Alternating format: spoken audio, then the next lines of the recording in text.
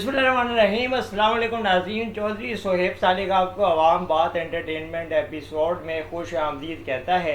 Channel पे अगर आप नए आए हैं तो आपसे दरख्वास्त है कि चैनल को सब्सक्राइब करते हुए बेल आइकॉन की नोटिफिकेशन को दबा दें ताकि आपको तमाम तर अपडेट्स हाल जो मौसूल नहीं हुई हैं बर वक्त मौसूल हो सकें और आप चैनल से आगाह रह सकें।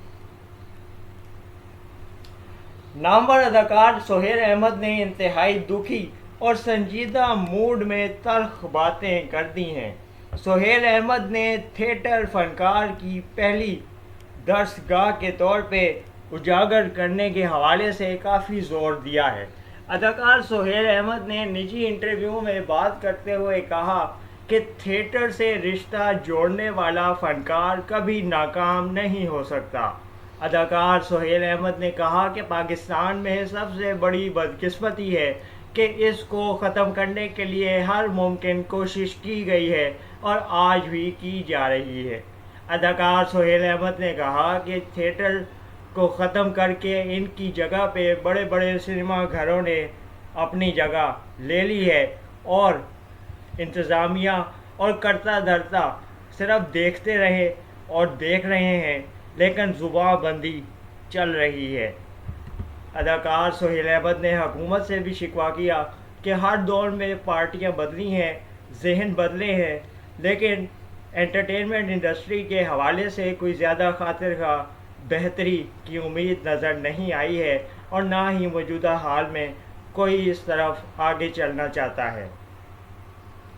अदाकार सोहेल अहमद ने कहा कि पहले 25 साल में एक मंजा हुआ थिएटर से अदाकार निकलता था, लेकिन अब एक साल में 25 थिएटर्स बना दिए हैं, तो ये हर तरह के अदाकार पैदा कर रहे हैं और वही आपको टीवी पे रात 11 बजे के शोज़ में कॉमेडियन बैठे हुए नज़र आते हैं। अदाकार सोहेल अहमद ने कहा कि किसी की रोज़ी रोटी पे बात करने के लिए मैं यहाँ नहीं बैठा, लेकिन एक मंजे हुए अदाकार की समझ आ रही होती है जिसने रगड़ खाई होती है और नाकामियाँ बर्दाश्त की होती हैं, तो उसके अंदर काम करने का और कुछ साबित करने का जज्बा होता है। सोहेल अहमद ने कहा, हम हुकूमत की शख्सियात से शिकायत करते हैं, नोटिस लेने की अपील भी करते हैं, लेकिन सब इसको नज़रअंदाज करते आ रहे हैं और मायूसी की जो रात है वो बढ़ती जा रही है। उम्मीद की किरण कम ही नज़र आती है।